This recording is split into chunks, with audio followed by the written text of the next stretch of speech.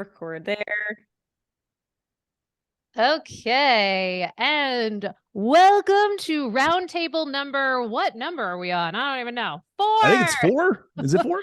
4. That sounds about right. Fantastic. Well, I am very excited to get to dive in and talk about. So the thing that I'm thinking about, so in case you're wondering, this is Mollie Eastman from Sleep is a Skill, and we are going to be diving in with our favorite people, Dr. Jay Wiles, creator of Hanu Health, HRV expert, biohacker babes. We got Lauren, we got Renee. They're rock stars.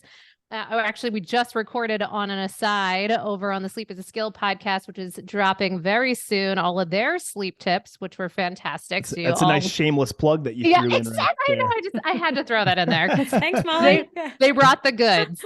But today I'm really, really excited because we are going to be diving into one of my favorite topics personally, and I have a sense that it is a favorite amongst all of us, which is the topic of data, biohacking data, but really exploring the pluses, the minuses, the best practices, favorite wearables, questions, call-outs, or concerns, the whole world of it. So I'm thinking to kick things off, I wanted to discuss the role of data in the health and wellness journey. How has biohacking data transformed the way that we're approaching our own health and wellness, and what can the listener learn from this? Certain call outs. What are we day in, day out utilizing, or any new exciting insights or breakthroughs in the world of data? So this is a big topic and we're going to get more granular, but just to begin, start with what we're all using. So to discover what we all might be able to learn from this. Anyone want to jump, in and share for themselves? Any call outs? Things there's only one wearable that's necessary for us to talk about. So the podcast is over. I feel like we needed to lead with that, right? I mean, I have to lead with that. I feel like that the board would boot me out of my own company if I didn't lead with that and shun everything else. No. If anybody actually follows or listens to what I say, I do not shun any type of wearable. I love the idea of integrating everything, even though, I should be the fox guarding the hen house because I own my own wearable company. But yeah, it's an interesting one because I think a lot of people, when they think about what I do and kind of my background, they think that I'm a super just like data centric nerd. And I am. However, I kind of roller coaster on it. I think sometimes I get burnout with data, and I'm sure we can all speak to that kind of within our own experience. But it comes in waves for me. It's almost like when I'm really into data, I'm like really into data. And then when I want to kind of take a step back, it's not like I ever remove data as a source of information from what kind of guides my health behavior choices. I just kind of minimize it. It's kind of like social media use for me, right? Sometimes I'm like, oh, I'm kind of engaging in too much social media use. I need to back it down and dial it down. But I never just kind of like go away from it completely. So I know that was very kind of nebulous and maybe somewhat esoteric because I'm not really saying much, but I'm in one of those phases right now where data is actually like high driving a lot of what I do, especially in terms of like exercise and fitness. I've become really attuned to increasing markers related to fitness for longevity, mostly VO2 max. And I have to thank Dr. Peter Attia for that. He kind of just sent me down the rabbit hole of VO2 max research and kind of measuring it both quantitatively from wearable devices, but actually going in and doing a VO2 max test, which if anybody's ever done, have any of y'all done a VO2 max test? Yes. Very long time ago. I'm overdue. Yeah. Do you remember how bad it is? It's awful. Like it is excruciating. Like if anybody's ever done, it's comparable to if anybody's ever done a stress test, like with an EKG, and they put you on a treadmill, they put you on a bike, and they pretty much are just like, we're going to exhaust you as much as you can. So for like a stress test, the idea is to look at any changes in the electrical output of the heart that could be indicative of arrhythmias or something related to dysfunction in the cardiovascular system. Whereas VO2 max is really looking at your maximum oxygen consumption during exercise. So basically, how much oxygen can you deliver to muscular tissue in an effort to perform? And we know that as VO2 max goes up, we see longevity health outcomes also go up as well. So for me, I've been using a lot of data from wearable devices. The ones that I use predominantly are like Apple Watch. So I recently got an Apple Watch, and the reason we did is because Hanu is working on building a lot with Apple Watch. Hint, hint, it's coming. And then I also use Garmin. So like the Garmin Phoenix, that's kind of like been my go-to forever. And I'll look at their VO2 max estimation there, which is actually quite accurate. They found that the VO2 max estimation that you get there is generally within 5% of the actual test. And for me, I'll take that any day. I'll trust in that so that I don't have to do the VO2 max test again, because it's awful. And that was actually where mine was. It was around 5%. My actual VO2 max was, a little bit higher than what my Apple Watch said. But that is the main source of data that I'm using right now for exercise. I'm really working on pumping those numbers up simply from a longevity and health span perspective, if anything else. And honestly, like, it has become like a rabbit hole of gamification. Like I'm just using it as gamification.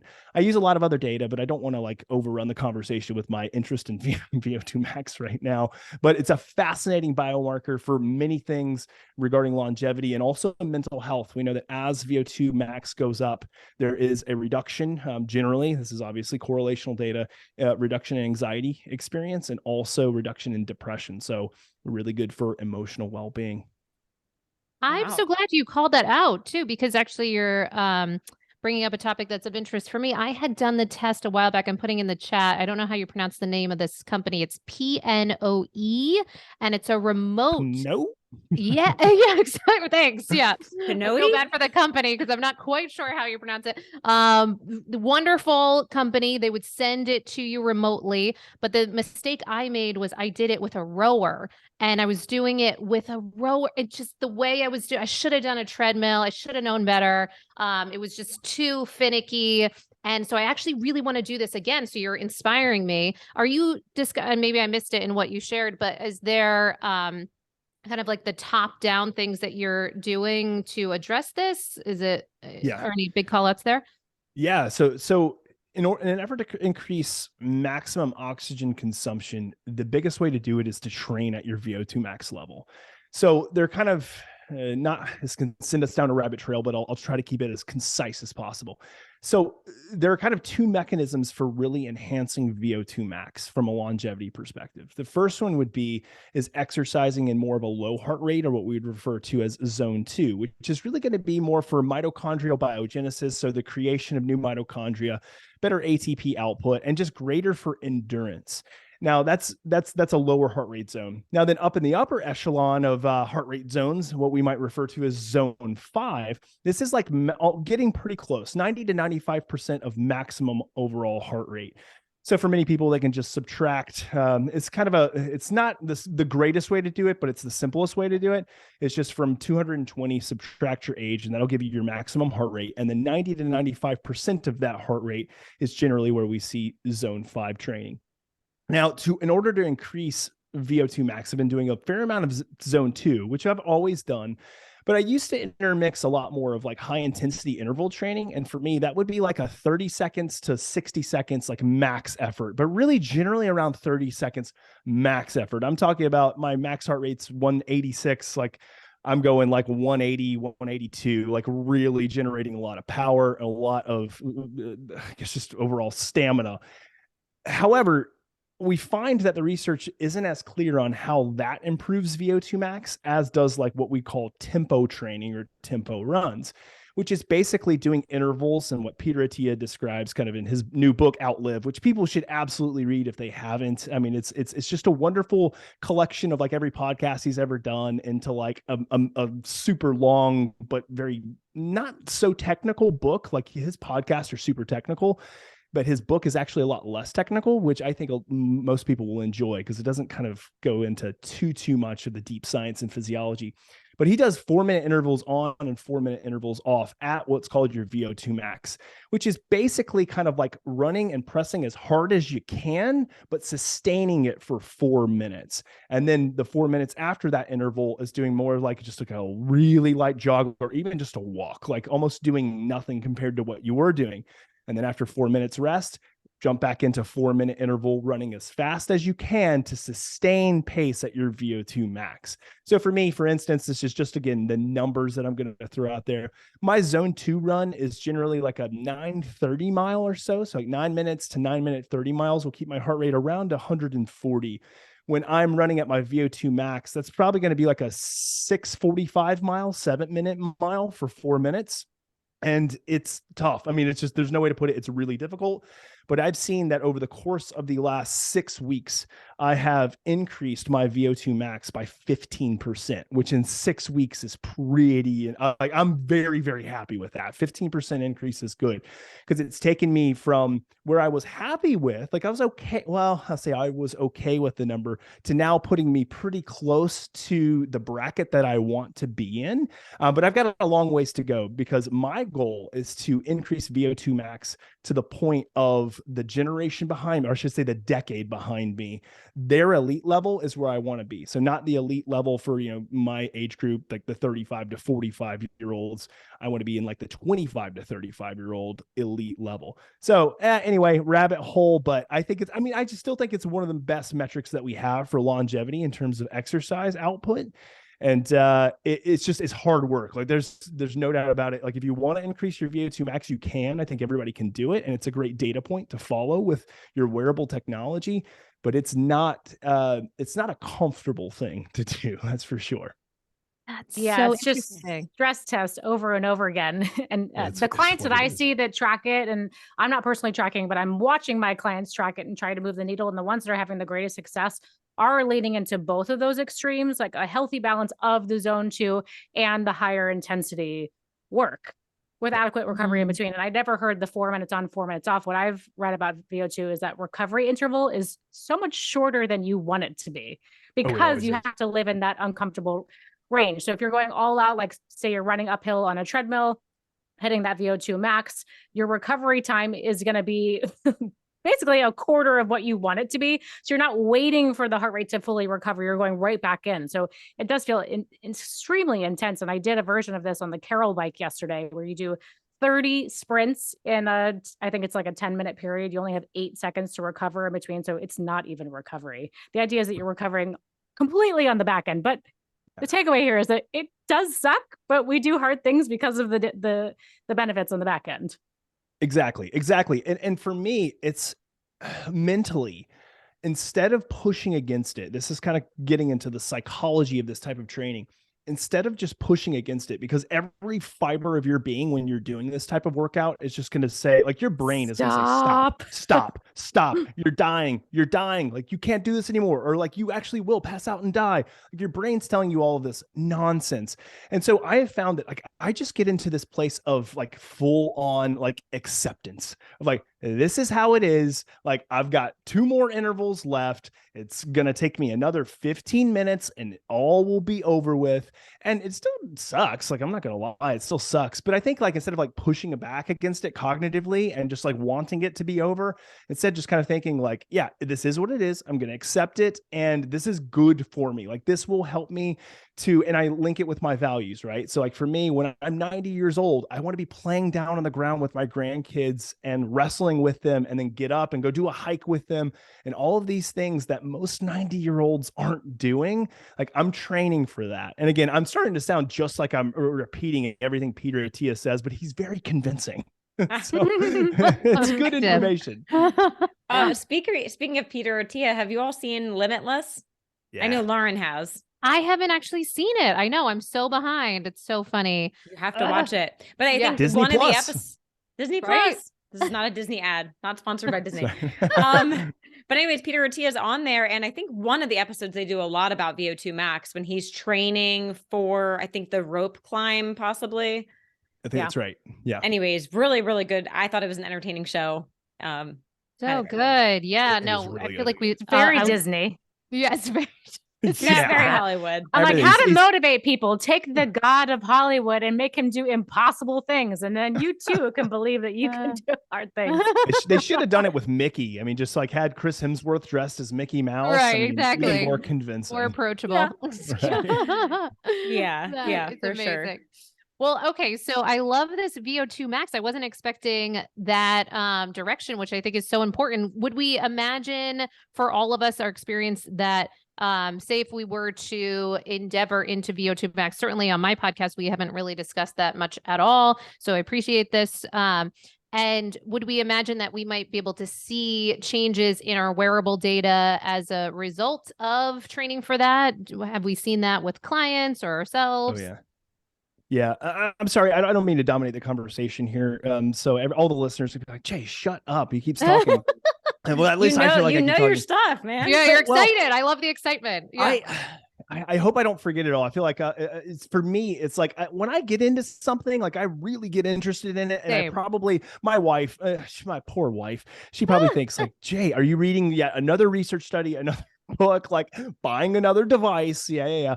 So Man, for me, Jay, I would love to see your genetic report. Like, I what's know. going on? Yes. Like, well, I'm working on that. So again, Okay. shameless plug for Wild Health. So anybody yeah. who's like interested in like genomics testing, DNA methylation, like age testing, I always recommend the guys over at Wild Health. So Mike Dawson, Mike Mallon. I mean, those guys are amazing at what they do. So we're doing a lot of this testing. I don't have it just yet, but we've done some pre-testing. We'll do some post-testing.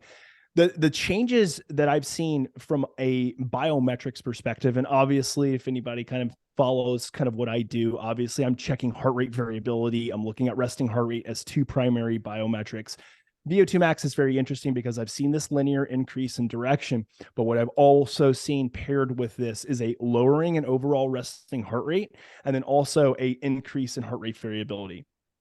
Which for me is actually a really interesting one because I do so much for nervous system functioning that it can be difficult for me to move the needle much on that one, just because I've kind of like tried so much stuff. So I feel like I'm maximizing the benefit as much as possible on that end.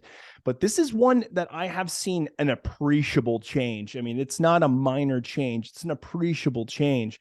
So whereas generally my resting heart rate, like if you're looking, let's say at low heart rate on an overnight score with Aura or with Whoop, would generally kind of bottom out or be at its lowest range at around 46 to 47 beats per minute.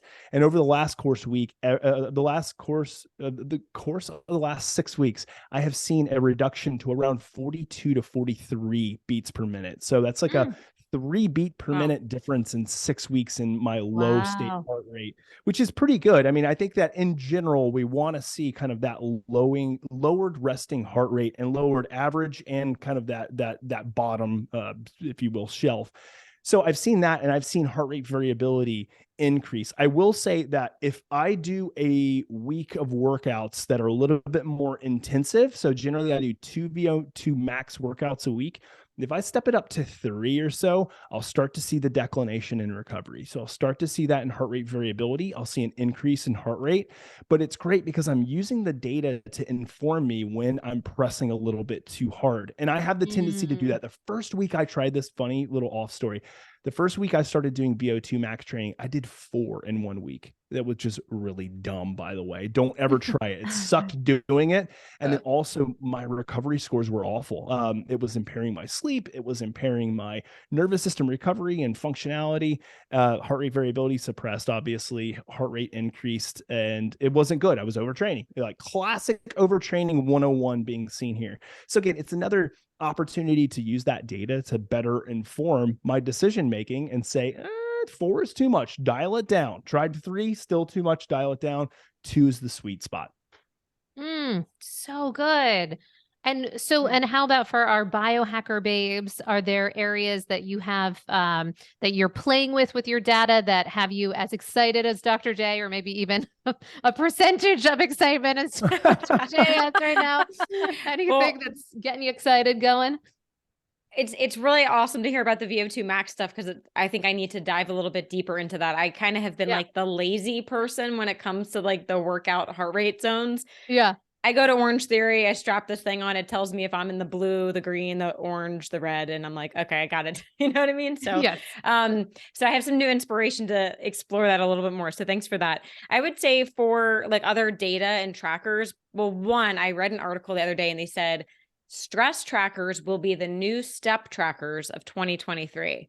So Dr. J, that's good news for you. Yes, That's totally. right. But I've really been lately into combining the Aura Ring with natural cycles. So for the ladies out there, I wanted to test it out to see if it was actually legit with how the data correlated to your cycle. And it has been on point for 6 months in a row now. So for women that are using maybe just like a regular app, but they have an Aura Ring, I would say get the natural cycles to sync it, because if my cycle range is 28 to 32 days. If I'm a little more stressed one month, it might be a little bit longer kind of thing. But the Aura Ring with natural cycles has been like to the minute accurate. So is that an app, Renee? So Natural Cycles, is that like a separate app that like takes in or aggregates the data and then provides just kind of more information, more robust information? Yep. Oh, cool. Yeah. Very So, the partnership I think is within the last year. It's still pretty new, but because the Aura was trying to do some of that, but Natural Cycles has so much more information for women on there. I really think it's a good match. So Absolutely. Yeah. that's my favorite at the moment. It's such a game changer. I mean, the more that we have people realizing and dialing in on the difference that happens for our hormones, if you are of menstruating age, and then can layer that in with your wearable trackers and stress, kind of techniques. Certainly, this is the perfect group to discuss some of these things that are coming out. It's so huge, because we do see that reliable often dip into more of a sympathetic response state in the second half of our cycle pretty routinely. So fantastic. Yeah. And something that might be coming out soon, we actually interviewed Dr. Amatma Shah on our podcast. She's a fertility expert. She's doing a lot of research on just looking at basal body temperature. And there's going to be some interesting information coming out. Like, we can learn a lot more from temperature than we possibly ever thought. So very interesting. Stay tuned on that. Yeah. Amazing. Exciting. What about you, Lauren? Any call outs? Well, the CGM is just always a Yes. standard. It's the target is always moving. There's always something new to learn in that realm. And I'm just so humbled by the CGM and what it can offer us as far as some feedback on lifestyle, sleep, nutrition, things we've talked about in this podcast. I would say the second thing, something that came to mind when we're talking about VO2 max blood chemistry, I've seen, this is simply a theory and observational, but I've seen with clients that are tracking VO2 max that we are seeing some improvement in blood chemistry markers over time. Correlation doesn't mean causation, but potentially if we're regulating oxygenation and improving blood flow and circulation and our recovery, we would then see downstream, like in our physiology, that would be expressing. So I am starting to kind of put some pieces together and potentially seeing some things being improved without just zeroing in on like, this marker is out of range, we got to fix this. It's like, what do we need to do overall to improve our training, progressive overload, look at our HRV and our recovery? How do we improve all of these holistic variables? And then can we see a change because we've enacted a change systemically? So I think like maybe stay tuned on that. It's kind of something I'm starting to put the pieces together on. And then lastly, I don't want to take this conversation too far in a different direction, but when you first asked about data, like something that I am really rabbit holing in right now is looking at my subjective data around microdosing. So I started a new microdosing protocol. And because I am very data number driven as a biohacker, because we geek out on it in these podcasts, I started tracking, and I have this particular journal right now that is very question specific. And in the past, when I'm microdosing, I've always loved a rating system. 1 out of 10, where's my energy today? Where's my mood today? Because we know as biohackers, it's really easy to put those numbers together and tell a story and a narrative so we can see the change over time, right? Like numbers are just really easy to digest. But I'm finding that the subjective data, it's a little bit uncomfortable, but there's also this opportunity to really push myself to describe the changes that I'm feeling and experiencing and living. And so through word and writing and adjectives, like all this stuff is coming up that I can really track over time, that it's such a valuable feedback tool. So again, not to take the conversation another direction, but always coming back to this balance of objective and subjective data. How much can we learn from the subjective? And what is the ultimate goal of collecting the numbers? Can we integrate it to then use the subjective data to our, to our benefit? Because it becomes, I think, more connected to intrinsic motivation, where I think we could say like data is great for experiments, for baseline, for feedback, accountability. But over time, do we want to be attached to our devices for a lifetime? I'm not sure that I do. I don't know. Like we could check in a few months and a years, but I think my ultimate goal is to get off of them. So how do I build intrinsic motivation by balancing those two like input or feedback sources? So that's kind of where my head went out. Like, how do we change the numbers into something subjective that can really be a tool for dialogue with our body and our organ systems and the way that we perceive stress, recovery, mood, motivation, all of those things.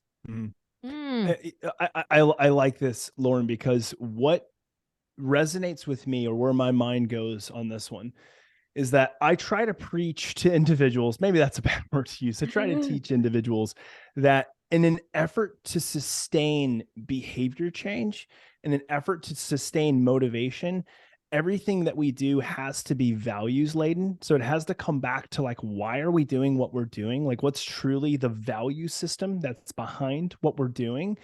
Because if it's just simply a vanity metric, well, I want to get my VO2 max up. If I simply had that level of drive just to make a benchmark in terms of my metrics, I might get there, but the sustainability of it, probably not much. But if I link it or tie it to my value system and I say, is this helping me live a values-based or a values-driven life? Or is this not helping me live a values-driven life? Like, that's probably the better sniff test or litmus test for what I'm doing. So for me, it's always like, how is this linked or tied to this an objective data outcome, but also where is the subjective and values driven component? So I'm not just simply increasing my VO2 max, even for longevity. Why do I want to live longer? Like, who cares?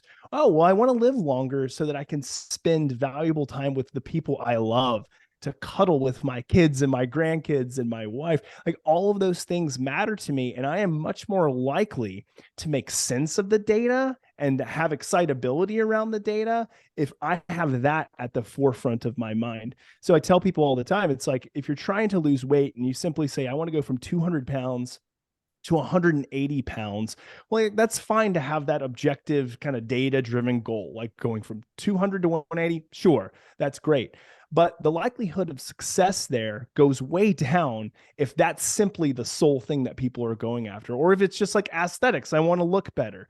Like, maybe that will drive you for a certain period of time, but it's not going to give you that deep level of intrinsic value and motivation that it will be if you tie it to the things that truly matter to you, which again, it just comes down to doing an assessment of, what I'm doing, is it in line with my value system? Is it helping me or hindering me from living a values-driven life?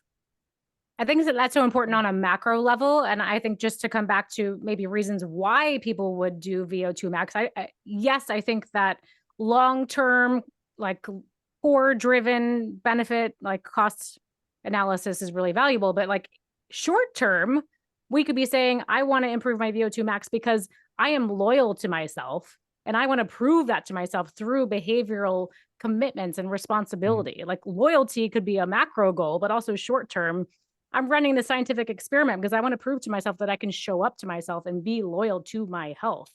So that could be more of like a micro versus macro. Right.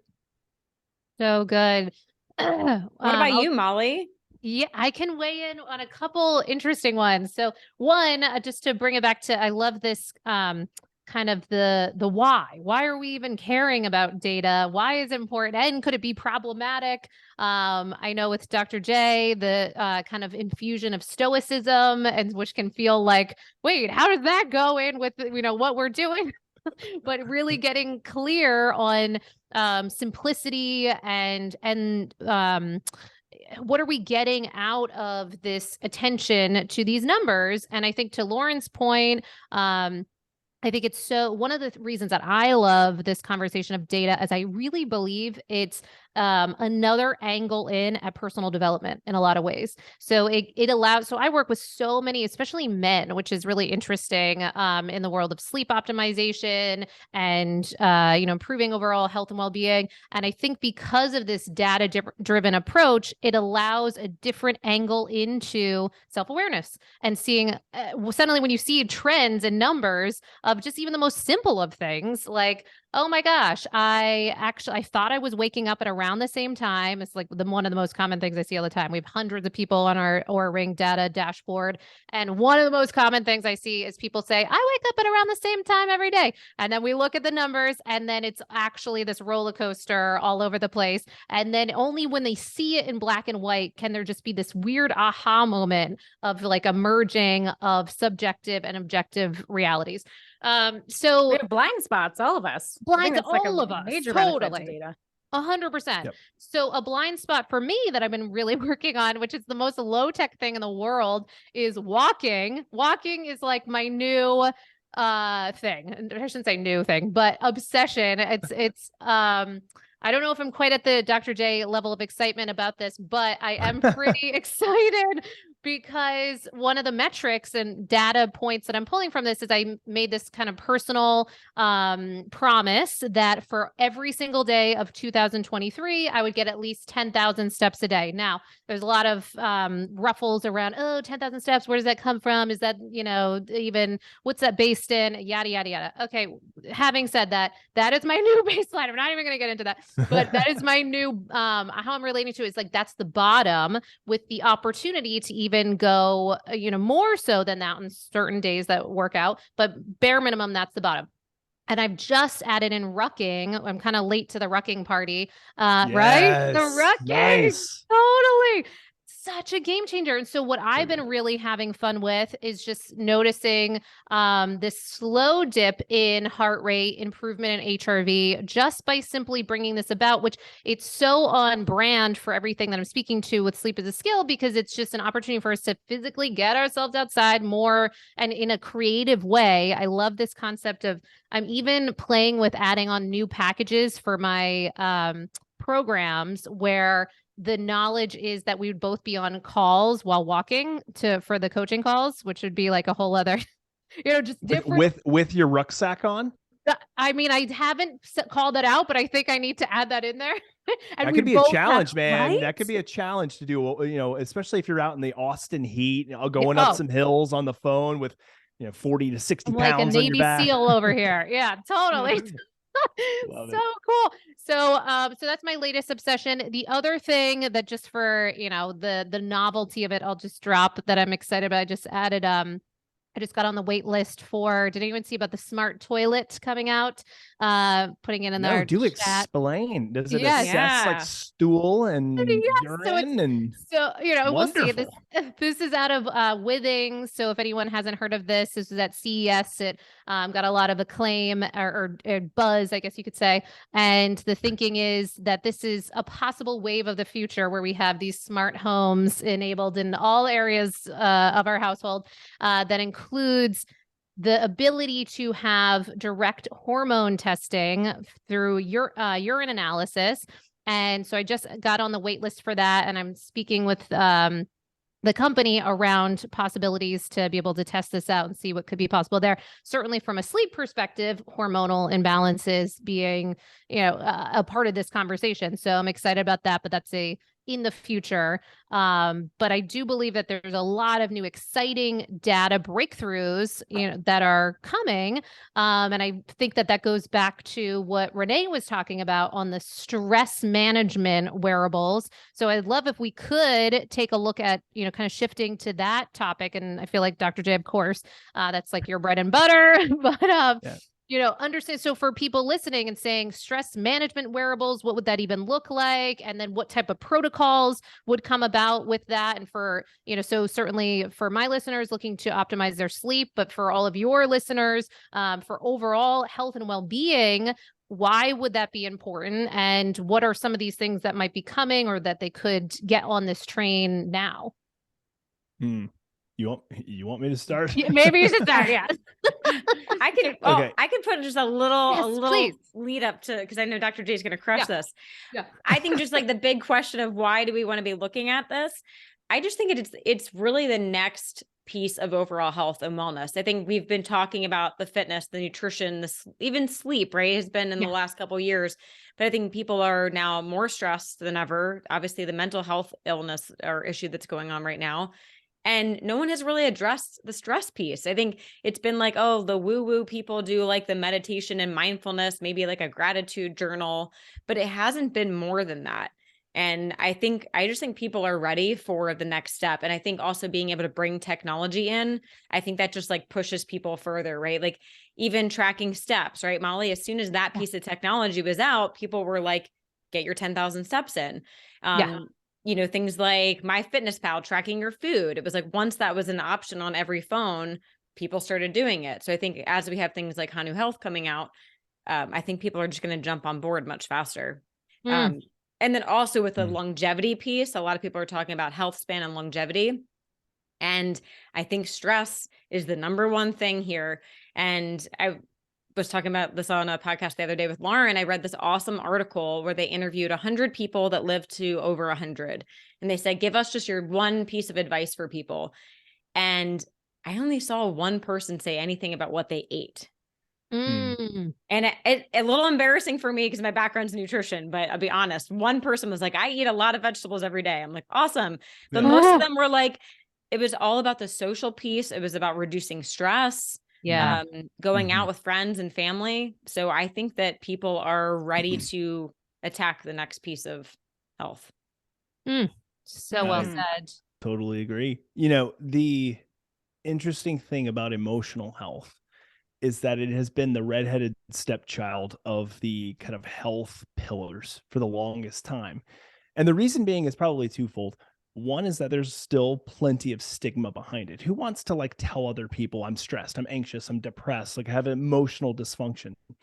Whereas it's like, oh, I eat like shit, I sleep like shit and I don't work out. Like people are more willing to kind of discuss that and have people step alongside and help with that area. But emotional health has really been kind of the thing that's put over to the side where we all acknowledge, it's a kind of a part of health. I know I need to get a better grip on my stress response.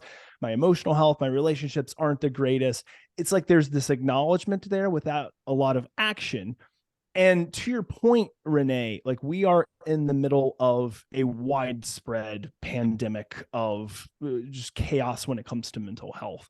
And there's not a ton of light at the end of the tunnel, but I do believe we're headed in the right direction with a lot of our ability to integrate things like biometrics and physiology monitoring with evidence-based therapeutics. And I can get a little bit more into a monologue on that, and I'll try not to, but I think that the direction we're going there is going to be something that is going to help, especially to Lauren's point, people to identify their blind spots. I can't tell you how many people I've met that say, like, I live a stress-free life. Like, I'm doing good. Like I'm cruising along. They put Hanu on, tells a completely different story. And we're like, we see a lot of dysfunction there. Like when you get rattled, like you don't really recover well. You get really rattled. And so I think that just like with blood glucose, maybe not a lot of people understood kind of what glucose was doing throughout the day. They started to see it with a CGM, and now they're like, and they need to do something about that. Like, because this has been going on for years and years and years. People intuitively understand the necessity for exercise. They intuitively understand sleep, but that is also one I'm sure you can speak to, Molly, that many people, especially hard chargers, until recently, like saw as like kind of the sleep was the bottom feeder, right? It's like 3-4 hours of sleep. Who cares? Like I'm crushing it in life, and then they die, and then it's like, maybe not so much. And so I think what's happening now is that we've identified kind of the role of nutrition. We've identified and we're making action steps on exercise and then also on sleep. And now it's kind of the point where we're like, okay, it's unavoidable that we must assess and talk about and open up this discussion of emotional and mental health and how that relates to overall health. And if it continues to be the redheaded stepchild that's in the corner that we just don't talk about and we kind of ignore, but acknowledge, yeah, he's there, but don't actually do something about, it's going to further lead us down a path of destruction. And obviously, I am a psychologist and I own a mental health company that does stress monitoring. So I understand fully my bias, but I think that it's not just me and those who own companies like mine who are preaching this right now. I think it's really everybody's come to the conclusion that this is paramount to health. And so when it comes to kind of what we're seeing right now in the data biometric space, obviously Hanu's doing it. We're doing it in a way that's different than most people, right? We're looking at heart rate variability continuously, a very fine, granular, microscopic view of somebody's stress response. But also for us, we're saying, well, how do we integrate? Because I preach this all the time, but all the data and information without any actionable steps doesn't give us anything. Like, it's basically useless. And I am of the mindset too, that simply tracking stress and then doing something like breath work or biofeedback or meditation, I think these are immensely helpful. I think that these are paramount to really high quality emotional health, but I don't think that they suffice. I think that when people are truly having emotional dysregulation, which is more people than not, by the way, I think we want to make it clear that it's more people than not are having problems with emotional health and mental health. When we simply kind of go and utilize some of these targeted therapeutics, they can help transiently.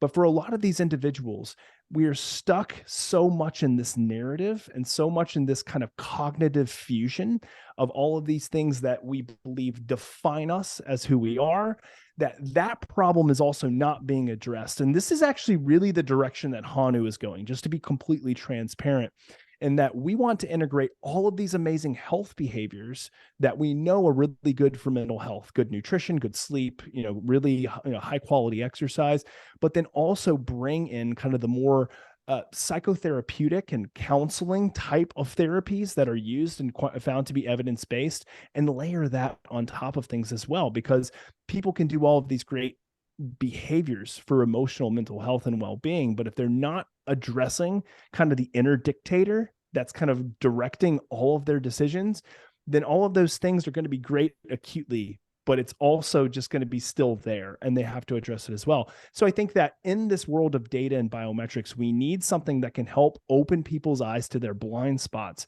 but then we also have to follow it up with really good, rigorous approaches and aggressive approaches to enhancing stress resiliency and mental and emotional health. Just like if we saw someone had a really low VO2 max, to go back to that analogy, we wouldn't just say, okay, you have a low VO2 max, see you later. No, we would give a protocol, a precise protocol. And I think that's where we're headed right now with stress monitoring. It's not just saying, oh, hey, you have, low stress, medium stress, high stress type thing, and, good luck, go do a breathing exercise. I'm not saying that that's a bad thing. It's kind of what predominantly Hanu does right now, but our next iteration and where we're going is using intuitive AI and machine-based learning to provide a very precise roadmap that includes those components, but also includes the mechanisms for helping people to change kind of the inner dictator and kind of the more or less the kind of cognitive spiraling and fusion. I know that I went way too far into that than I probably should have, but I think it speaks just to my passion for helping people to realize that emotional health cannot be the redheaded stepchild anymore. Like it just can't. And I think until it becomes completely destigmatized, which I don't think it ever will, honestly, I think it'll always be kind of like more or less stigmatized compared to all the other health pillars, until it becomes more forefront in our minds in terms of health and health span, I think we're in big trouble. All right, I'm going to get off that soapbox. I think we all, it's like hard. Yes, agree. Yes. I'm so glad you brought up the narrative, because yes, I think the pendulum has swung to the other end of mental health, where there is more talk about it and, quote unquote, openness around this idea, but it's gone too far where it's now like a guise. It's a wall that we hide behind because we can be the stress and we can hide behind that. And it's really just an excuse to not be radically honest and look at the things that we need to do to change and show up better in the world. And so narratives are created just so easily, and thoughts become protein. So then it's like embedded in our physiology and it's expressing in our DNA. So it's really freaking important, as you said. But I think when it comes to data, we can create a whole new narrative that may not be positive. So how do we stay open? I find that is really the challenge for us as a human species with the brains that we have. Like, how do we stay open and not get attached to a particular story? And just as you said, you have clients that say, I'm not stressed. We look at HRV. Oh my God, it's telling a different story. See it on glucose. I eat so healthy. I'm like, well, your glucose doesn't say that. Same with sleep. Like, we all could give so many examples of that. But then also when we give actionable advice and we do some experiments, how do you also not get attached to that new narrative? Like, we always have to keep coming back to, let's detach, let's stay open. Let's know that our bodies are dynamic and changing every single day. We are not the same person that we were, like, from a physiological perspective yesterday as we are today, as we will be tomorrow. And I think the coaching stuff is just so important. That's why I love plant medicines potentially as a behavioral change aspect, because the brain is just so strong and dictates a lot of this. We keep going down the same path. Like, we take the same, the analogy is the same snow. What is the word? The ski route. No, the train. No, what is the snow? The ski snow track? trails. Yeah. Trail. It's the trail. Yeah. We take the same ski trail because it's comfortable, right? We don't go through the woods. We don't go off of like fresh snow and make new tracks. And plant medicine, which calms down the default mode network and allows us to create these new paths so we can stay open and have a new narrative whenever we see fit and wish to change that, because what's true today is not going to be true tomorrow. So I think there's a lot of exciting things, but I'm glad you brought that up, the behavioral component. And I'm just really fired up about how potentially plant medicines could feed into that rewiring of the brain. So good. Yeah. And Renee, you touched on too from the article. Is this area that you're also looking at with other types of wearables that you can speak to too, from the stress reduction perspective? Are there certain strategies that, like, in your own life? I don't mean to just put it for Renee, but I know you mentioned that article. Curious. Yeah, I mean, I've been looking at the stress component for a long time. I was kind of forced to, and I mean, you guys know my story. In 2008, I graduated and just totally crashed and burned because I was the person sleeping 4 hours a night, type A, go. I still have that person inside me. I'm always fighting against that. Right. So for me, like, I use my Hanu device. I use the brain tap. I use the amp coil. Like, I incorporate a lot of these technologies to support my parasympathetic nervous system. How can I offset the stress that I maybe still take on? So, I mean, it's a never ending journey, I would say. And I still love the data. I'm a big fan of the data, but I had a really interesting experience lately. I was at a health span mastermind, and two of the speakers were talking about data sovereignty. And they said, I will not wear any wearables. I don't want anyone to have any possible data on me. And I'm looking down and I'm like, I have my Hanu strap on, my bio strap, my Oura ring. I'm like, just like, don't your look data costume. Yeah. My data costume. Yeah. Maybe had a CGM on that day too. I don't know. But yeah, I was like, gosh, I've never been in a room where I actually feel like the oddball to have all the data collectors on. But it was interesting hearing that perspective. They said, I don't want anyone to have my data out there. And actually, this is almost a question back to you guys. What are your thoughts on that? Are we concerned? I know obviously different companies are handling your data differently. Some are straight up just selling your data. I know there's a concern around, do insurance companies eventually get a hold of that and use that against you down the road, versus other companies are not selling your data and it's protected. I don't know. Thoughts? Hanu does not sell your data. Your data is protected. Just so everybody is quite clear. Thank you for that. Thank you. Yes. And when we do research, it's internal and everything is disassociated from your name. So your name doesn't obviously get published when we throw data out there. And we're looking at how effective is this? And are we seeing active change? And if not, like, Hanu wants to do something about it. Like, we don't want to just kind of keep going down the same path if it's not working.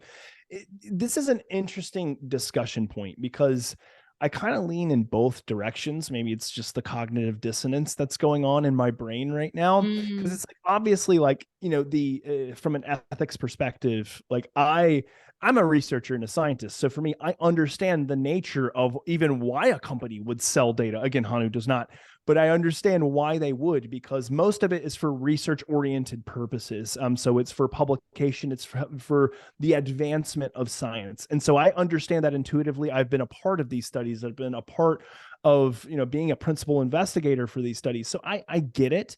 I also, though, kind of from the consumer standpoint, when we see kind of how there have been data leaks and information being passed around and that has negatively impacted people, I think when they think about their own physiological data, when they think about their own, blood biomarker or genetics data, it can be scary to think about how that could be maybe potentially utilized against you in some level or capacity. I tend to err more on the side of not being afraid of companies. And maybe I don't think it's necessarily an inherent trust for companies, but it's, for me, it's like I gain so much value from it that it offsets the potential downside of data being handled in maybe a way that isn't as kosher for me. So I think it's just a cost benefit analysis. I just tend to think that I gain enough benefit from it to not have that aspect be enough to dissuade me from use.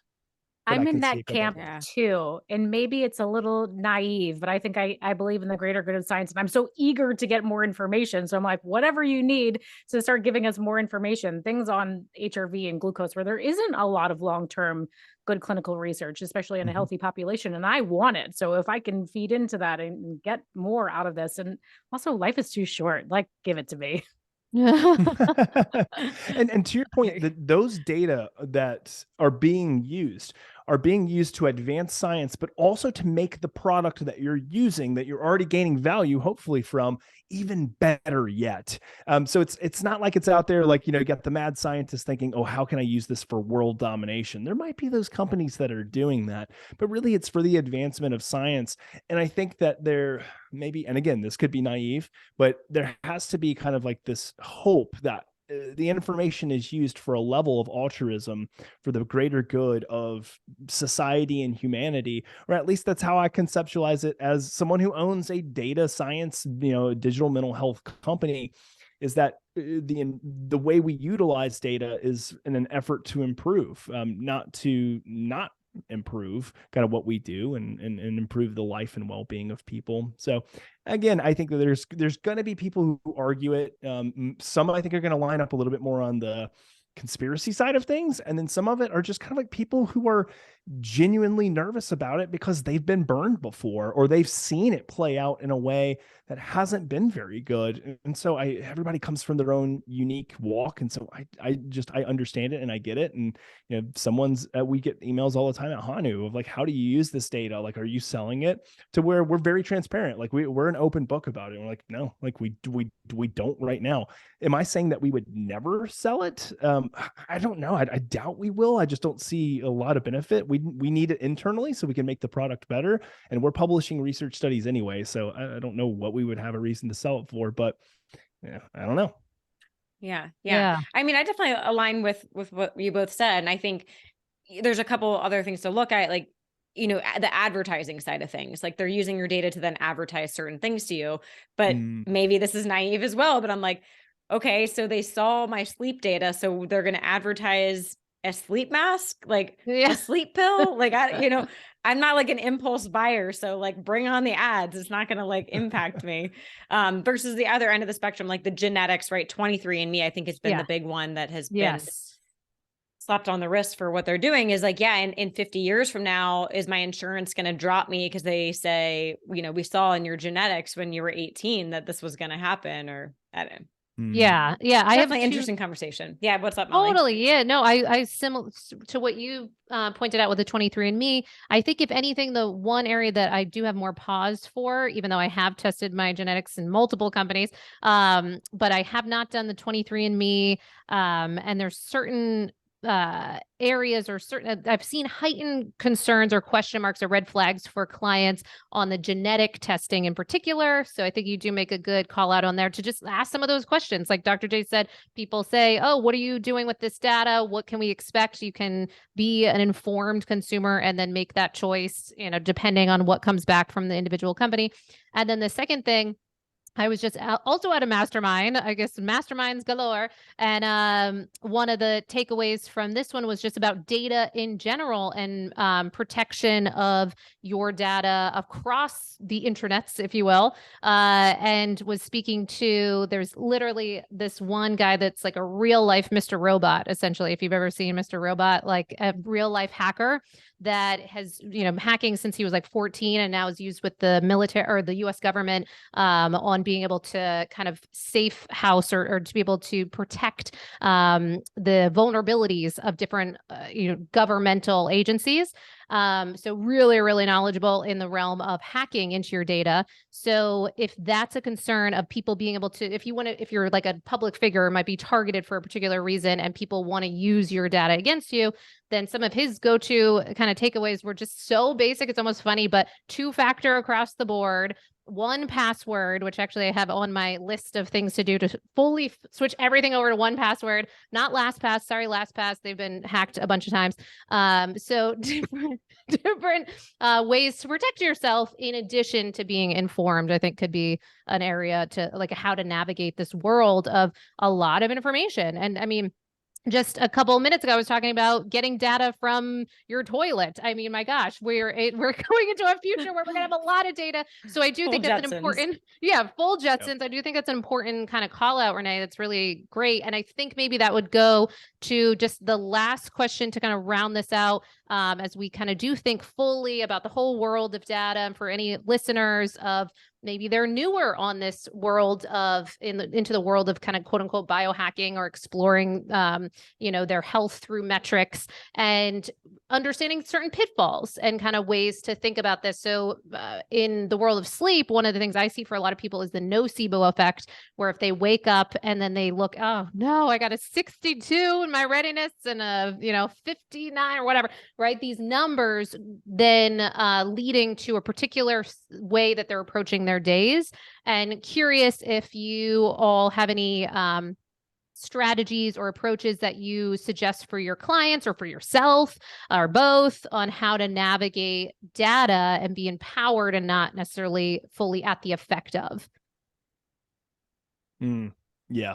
I think I'm on record saying this a bunch, but I think it bears repeating that for me, it is a part of my morning routine, at least initially, to not check any data whatsoever. My routine generally, I've changed this a little bit. I was trying to think about how much to disclose and not disclose.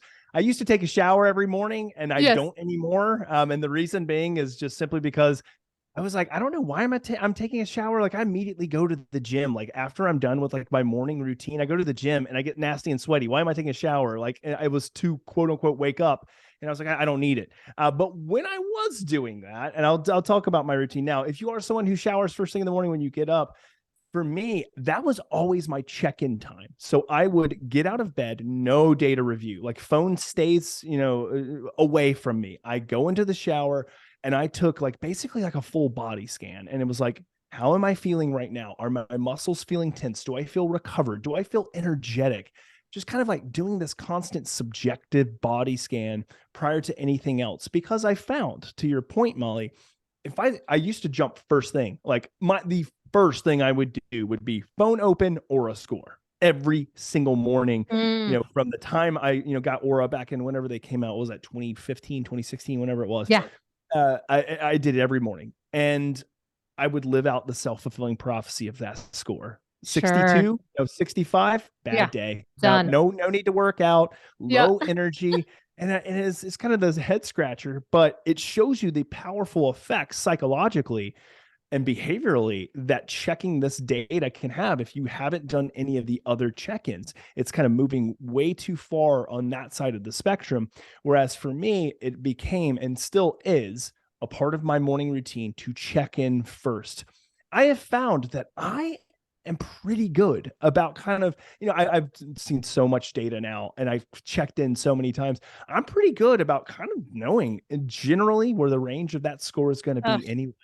That's And the so goal. that's Amazing. the goal. Yeah. That's the goal. So for me, I'm basically using that data to confirm and be like, I wouldn't say I'm good enough to know like, oh, how much % of my night was in deep or REM. I'm not sure if I can assess that, but Sure. overall, like I'm generally know where I'm going to be. Yeah. And so for me, it's like, it's always saying, how do I check in first? So it doesn't lead me down the pathway of a self-fulfilling prophecy of checking later. So, I mean, sorry, of checking in objectively first. So that's my routine that I do every morning without fail. Like if you catch me like looking at my aura score or, even looking at Hanu prior to me checking into the body, then I would say that's an odd day. It doesn't happen very often. Maybe it happens every once in a while, but not very often. I love that. Okay. And Renee and Lauren, any tips for people? I do the same. I love that practice. And now sometimes I want my aura to upload because I take it out of airplane mode, but I don't want to look at it. So I have this practice where I like open, but I don't look at the app. I like turn my head and then close it so that it charges and uploads, but I don't see it immediately. But yeah, I think the check-ins are so important. And maybe like on a larger cycle, like a macro cycle, cycling off of something like your aura ring or your CGM and seeing if you can kind of do that check-in guess where do you intrinsically know what your score is going to be without that data to confirm it. And for me, that's the lifelong goal. Can I build so much intrinsic accountability and like this very deep relationship with how my body is performing and the feedback it's giving me without the data? So it's like in the off, I'll call it like the off season. So you take the CGM off, you're not wearing it. Are you so conditioned and in tune with your body's signals that like Dr. J said, you said you can kind of assume what your score is going to be without it. Can you do that like lifelong? So really training for the off season rather than training for the in season. Can we train for the off season so that communication is just so dialed in? So at the macro cycle, like planning for those off periods, planning for a data fast, planning to have those more subjective conversations so that at some point we can get off of it. And I think there's always going to be value in checking back in because the body's dynamic, we change, we get older. So it's not like this experiment's going to end here and now. Like I do think in a year, if you haven't had a CGM on, you should probably put one back on. In 5 years from now, you should check back in with all of this stuff. But for me, the goal is to train. I've never said that before. Train for the off season. I like it. Coin it, put it on a shirt, tattoo. Yeah, exactly.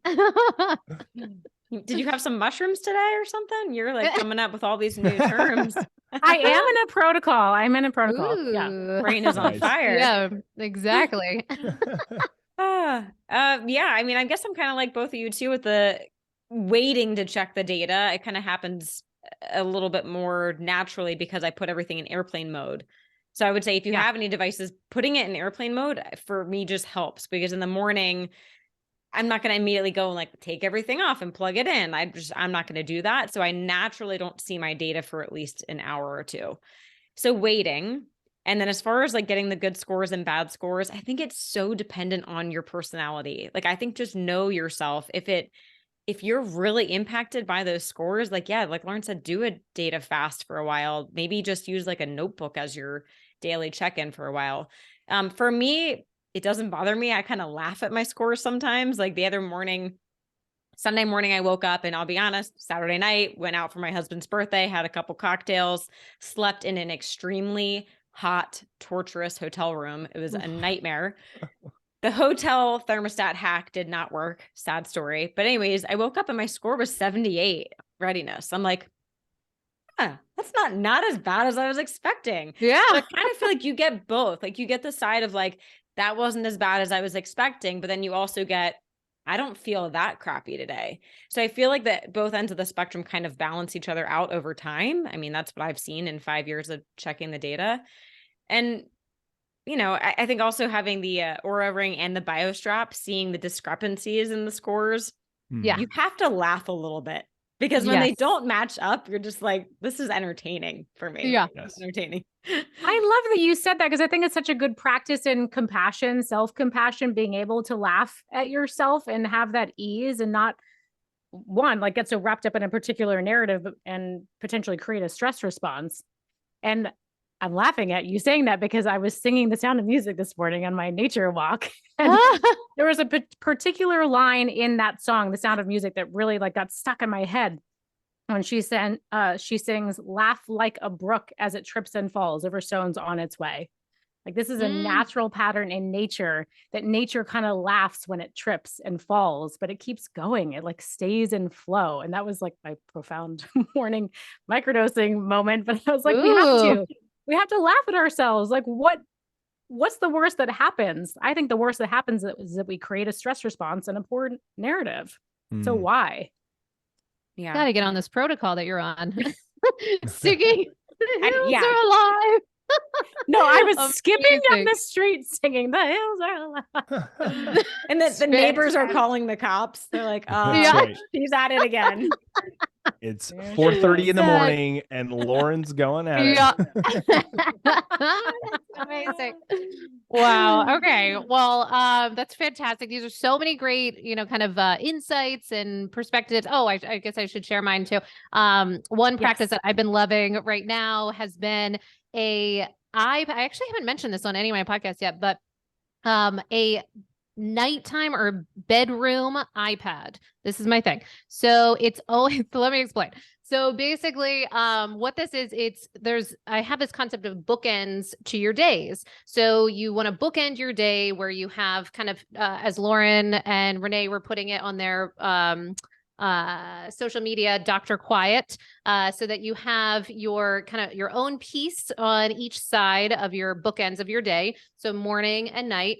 And so for me, one of the aspects that I do to really ensure that I have structures where I'm not using my phone on either side is this bedroom iPad. And so the iPad has like nothing on it and it's always on airplane mode. It's always on the red, kind of setting, the color filters. And from that, it just effectively is like a book. It's like a Kindle book. And then it has alarms, so you can have that by your bedside, no EMFs, the whole thing. And that's been a great way to, one, unwind in the evening, two, to have no like kind of the addictive draw to the phone in the early morning hours. So it's just one other structure so that I'm not going to the phone as quickly as my brain would like to. So that's been a really helpful piece to have some of that, kind of buffering in between when you first wake up and you're going through kind of sleep inertia and you're still in this kind of twilight state, going from a sleep state to an awake state. Your brain is not fully, firing in all cylinders. So to then have an imprint of, what could be deemed as a stress response for some people, I think that can be just a helpful practice to have a little bit of time.